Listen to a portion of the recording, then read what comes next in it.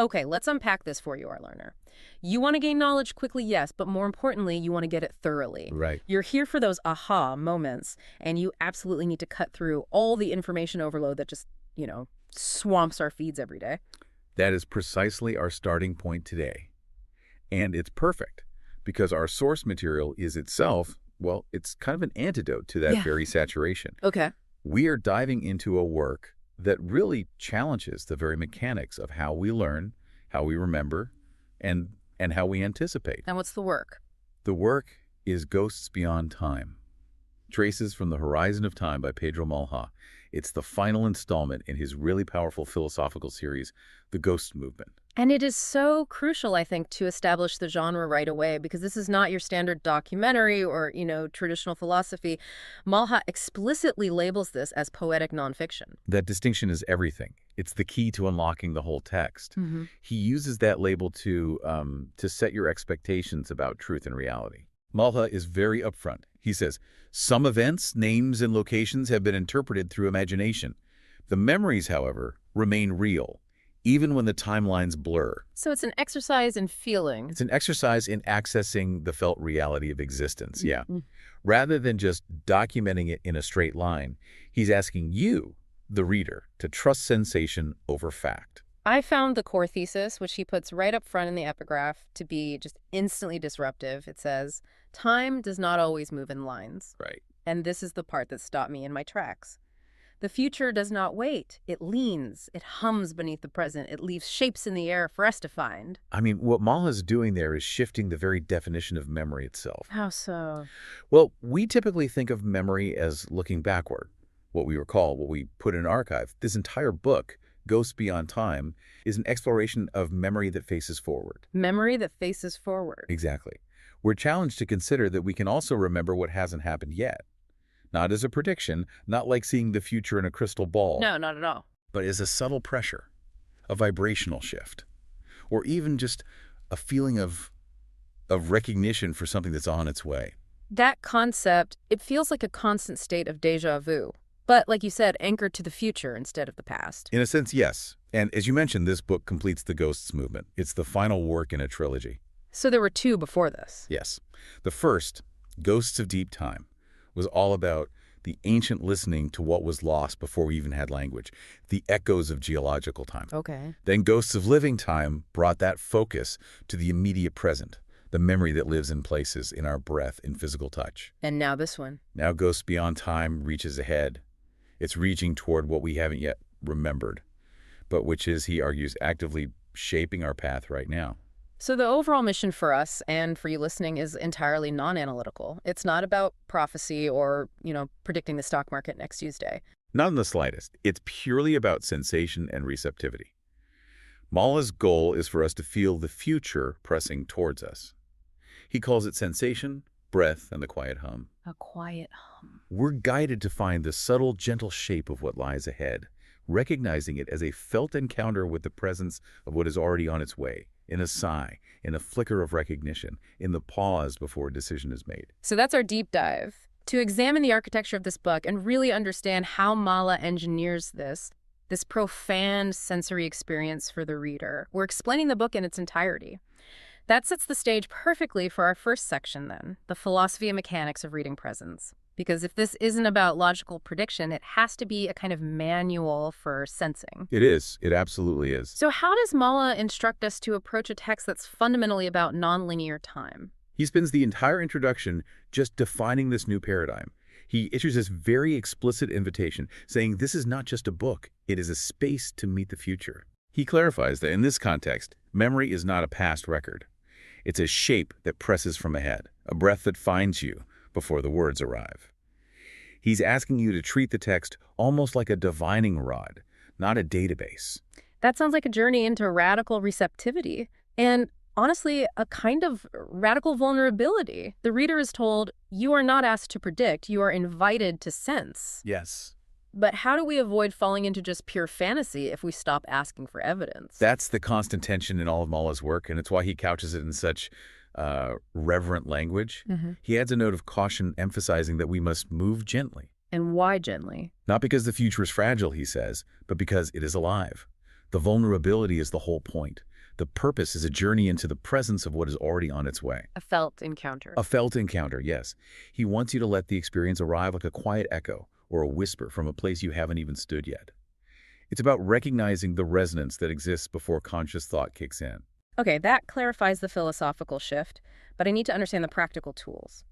For the learner who likes structure, Malha created this specific custom architecture. It's in a section called How to Use This Book. The 5 pillars. The 5 pillars plus the mechanic of repetition. He says they're designed to foster presence, awareness, and connection. So let's walk through these, starting with the meditative pauses. This is where the whole process of deceleration begins. These meditative pauses appear right before each chapter. They are these quiet invitations to just breathe, slow down, and notice presence. So they're not just like pretty pictures or something. No, he insists they are not illustrations. He calls them literal spaces of stillness. It might be a short paragraph that just encourages you to notice the temperature of the room or the weight of the book in your hands. Or the rhythm of your own breathing. Exactly. They are designed to be these immediate doorways to calm. They invite you to sense a quiet depth, these ancient echoes, before you even engage with the story. So it's a mandated reset. It's a mandated reset, separating your intellectual world from your sensory world. Okay, so the pauses force you out of that analytical mindset. The second pillar, then, the reflective stories, seems to take that sensory awareness and put it into a narrative context. Precisely. The reflective stories are brief, sensory glimpses. Sometimes they're just a paragraph or two long. They might describe the glint of sun on a forgotten key or the sound of an unheard tide. And they function as windows and mirrors. Windows and mirrors, offering a space to sense and wonder rather than telling you what to think or what to extract from them. They intentionally withhold any explicit meaning. So they force you to feel the emotional texture first. Yes, to sense it before you try to understand it. And the third pillar, the living reflections, is where we get the main body of the text. This is the narrative core. These are immersive sensory narratives. He calls them moments you can feel, whispers you can sense, memories that breathe. Can you give an example? Sure, one might describe a fictional character who's experiencing an intense premonition, or maybe a historical space that seems to be revealing an emotional truth. The instruction is unambiguous. Read them slowly. Notice what you feel, not just what you understand. So they're meant to be ingested, not decoded. That's a perfect way to put it. They guide you to physically feel the presence of these forgotten paths, or the calm truth of some ancient knowledge. And once we've moved through that immersion, the fourth pillar, the memory experiences, that serves as the bridge back to your own life. Yes. These are quiet, reflective moments at the end of each chapter. He calls them open spaces or invitations to apply the central theme to your own life. So what does that look like? Is it like a journal prompt? It's simpler and maybe more profound than that.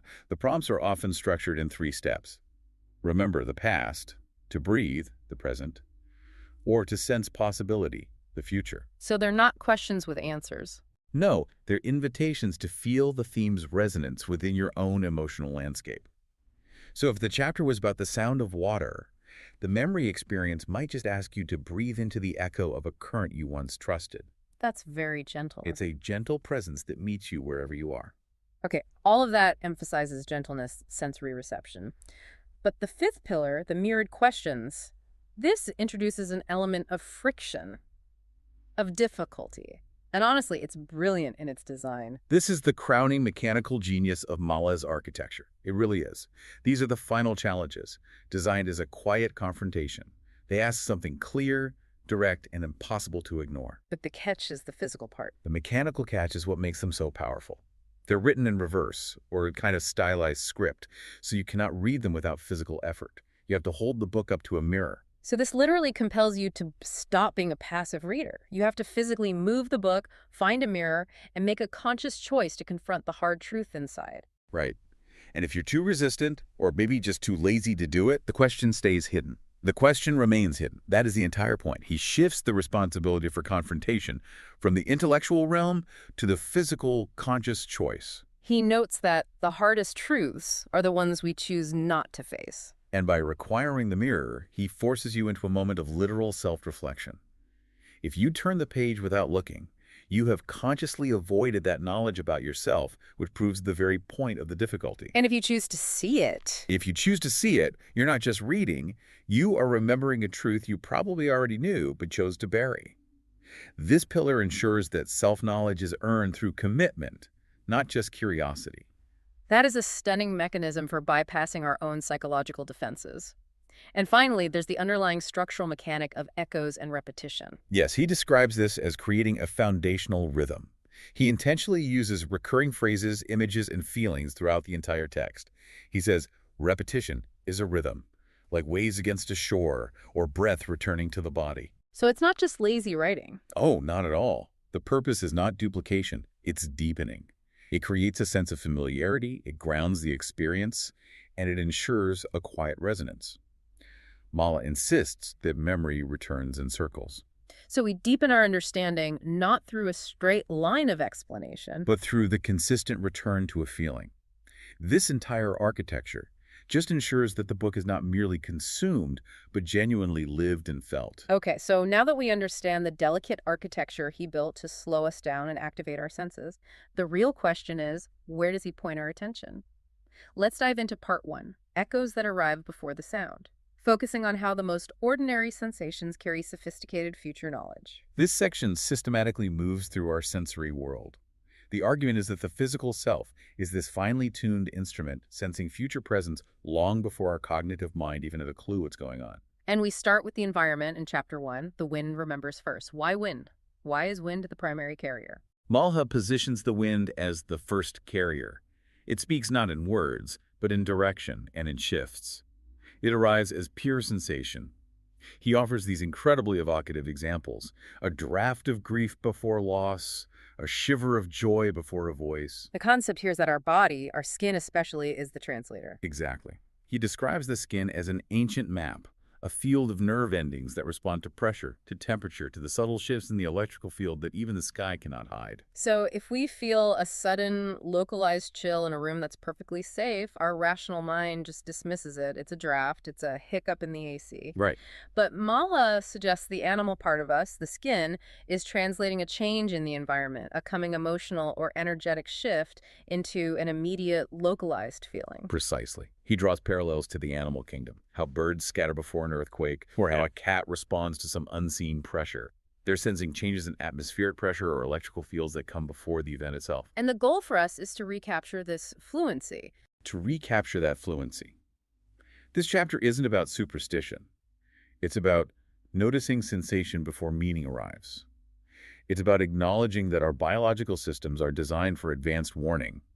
That subtle cold spot isn't a ghost. It's an energetic echo of a future truth that's on its way. That's a fascinating reframe of primal intuition. Now moving to place and space, we have chapter 4, the room that knew you'd return. This gets into non-historical vibrational belonging. This explores the idea that inanimate places, a specific room, a hidden park bench, a dilapidated building, can be, in a way, aware or waiting for us. So belonging isn't just about history or having lived there before. No, it's about vibrational alignment. A room, he argues, holds the echoes of specific breaths, specific choices, specific emotional residue. So when you enter, even if you've never been there before, you might feel this undeniable sense of recognition. It's the feeling that the room is waiting for a piece of you that you abandoned or forgot to finish, maybe a grief you buried, a creative project you gave up on. Or an unspoken forgiveness. Absolutely. Malha writes so powerfully about this. He says, architecture holds resonance. Walls are not simply walls. They're shells of breath, holding the echoes of laughter, the tremors of whispered confessions. So that sense of homecoming isn't discovery. It's a conversation that has been waiting for you to step back inside. Think of walking into a specific corner of a library or an old church and feeling a profound, inexplicable sense of melancholy or peace. Malha says that feeling isn't about the building's past. It's about the you that was always destined to stand in that spot. The narrative then transitions into part 2, the weight of what might still happen. And it begins with the deeply psychological chapter 9, the future that hides in children. Why are children singled out as these future carriers? It connects right back to the concept of the developing nervous system. Mala posits the children are porous, they're closest to the veil, carrying knowledge forward because their nervous systems haven't yet learned to filter or, close off information. He calls them messages, not messengers. Yes, they are attuned to things that we as adults have just rationalized away. The examples he gives are so memorable. Children saying things they logically couldn't have learned, or humming tunes that are totally unknown to their parents. Or having that intense, ancient gaze that seems too deep for their age. Right. And he's careful to argue this isn't necessarily supernatural. It's the future self, or maybe the collective unconscious, peeking through an open nervous system before the heavy walls of logic and cultural expectation are fully built. So they aren't recalling past lives. No, they're just fluent in possibilities. He says they are listening to the part of you that stopped speaking long ago. They're touching on buried truths and naming feelings we actively try to avoid. Through their playfulness and their capacity for forgiveness, they carry possibilities that the cynical adult world is still waiting to become. Let's pull the focus back to the adult body now with Chapter 10, The Warning You Inhaled. This is where our most subtle internal signals are analyzed as advanced warnings. This chapter is a meditation on the subtlety of danger. Mala states that not all warnings are visible. The first signal is often a breath, a scent, a quiet, almost imperceptible shift in the air. And it lands as a specific flavor. It lands as a specific flavor: metallic, sweet, acidic, sharp. It's an ancient skill. He labels this fluency in an ancient language and says it reflects our ancestral survival senses that had to translate atmospheric changes into immediate action. So if the air suddenly tastes or smells different, maybe coppery, like old pennies, even if you're indoors, that's not necessarily an external event, but the body recognizing a change in emotional or energetic frequency. Precisely. The warning isn't pure fear, it's recognition. A momentary awareness before the impact of the news or the event actually hits. It's why our lungs might hesitate before we fully exhale when tension spikes in a room. Yes, or why we can sense acute unease in a room before a single voice is raised. The truth hides in that crucial pause between inhale and exhale. Mala offers this reassurance. You are not paranoid. You are simply fluent in the frequency that speaks without language. And that subtle warning gives you a fraction of a second to choose your response. The gift of a moment. And wrapping up this whole sensory section, we get Chapter 11, The Map You Drew from a Feeling. This addresses internal guidance versus external planning. This is such a powerful validation of intuition.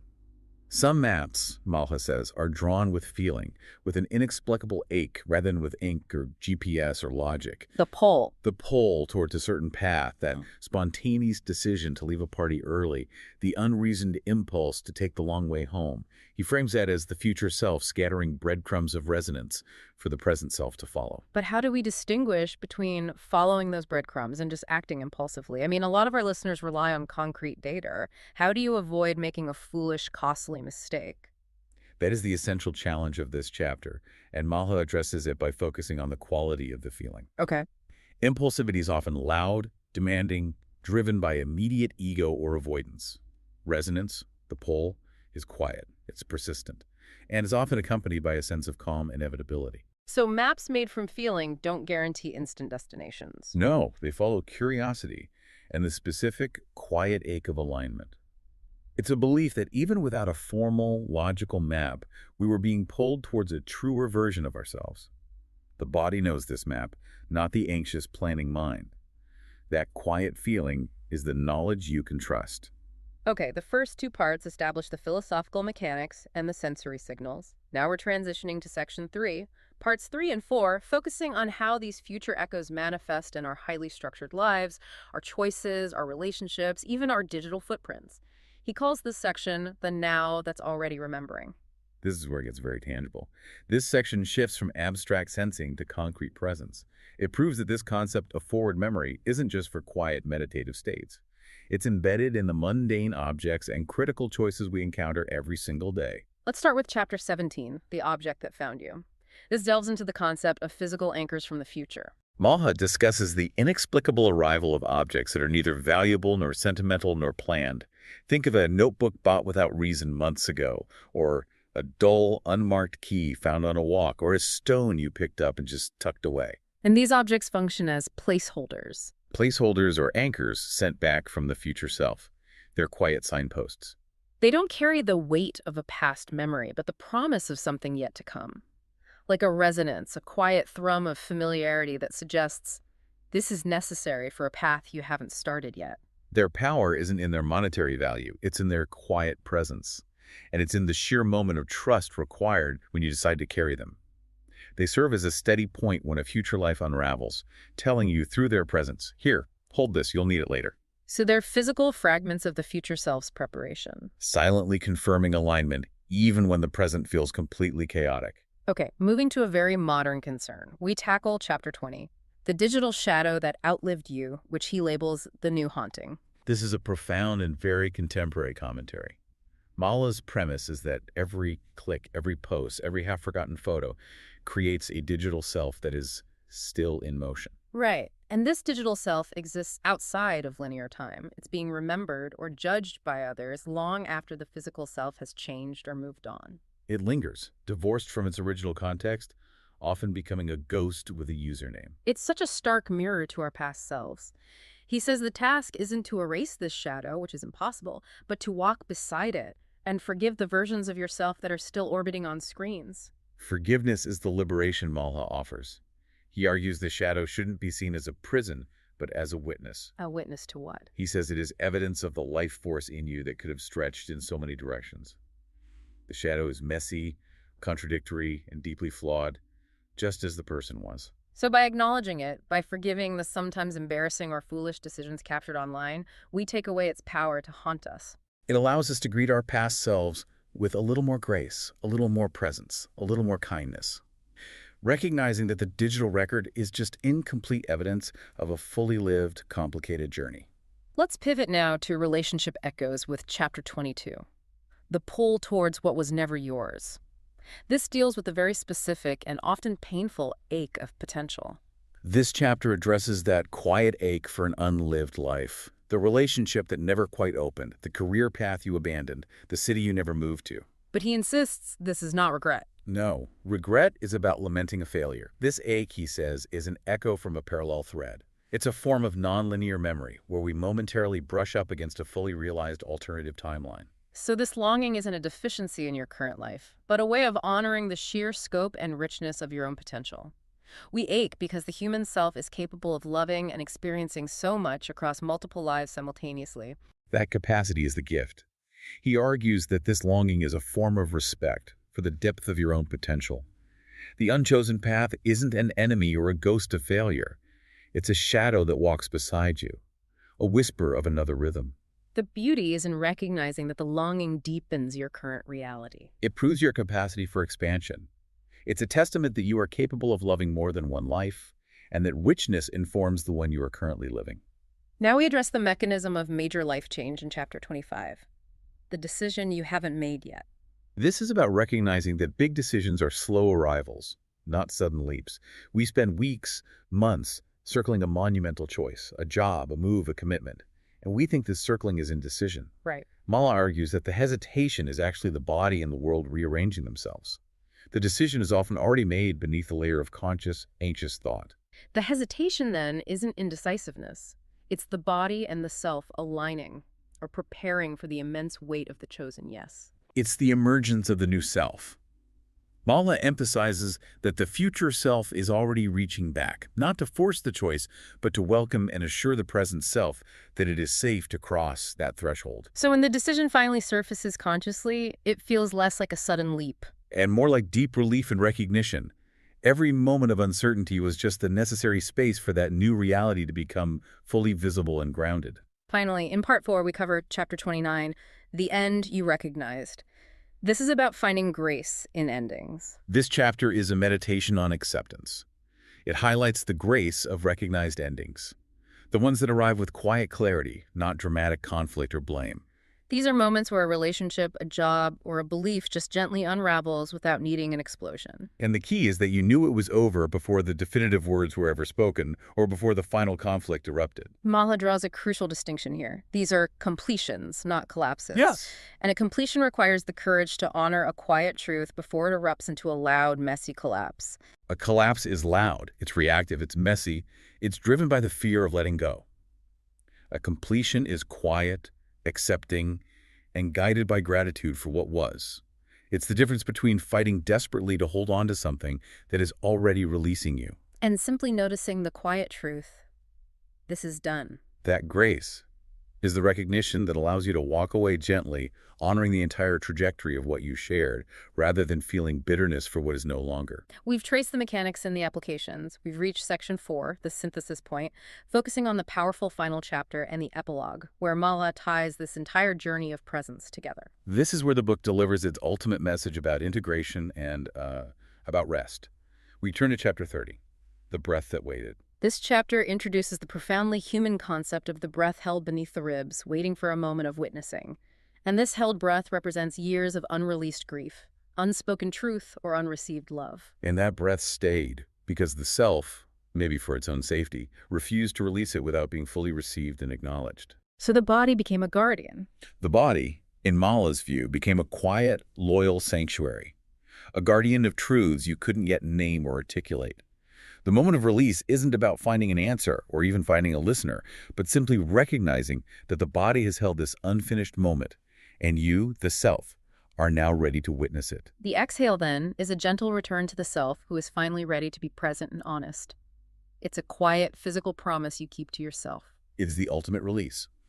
Malha notes that this breath, once it's held, becomes a bridge between who you were, the one who needed to hide the truth, and who you are becoming, the one who is safe enough to release it.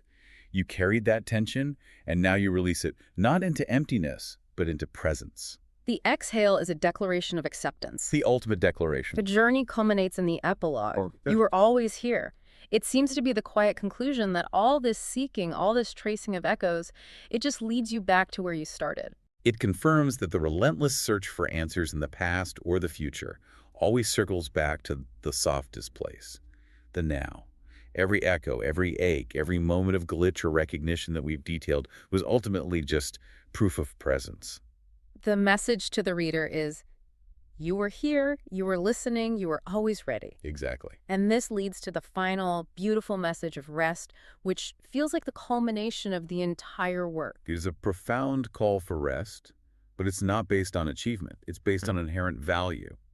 Rest, not because everything is solved, but because you, the listener, are enough. To bring it all back to the core teaching of the book, let's emphasize the takeaway about how we interact with knowledge itself.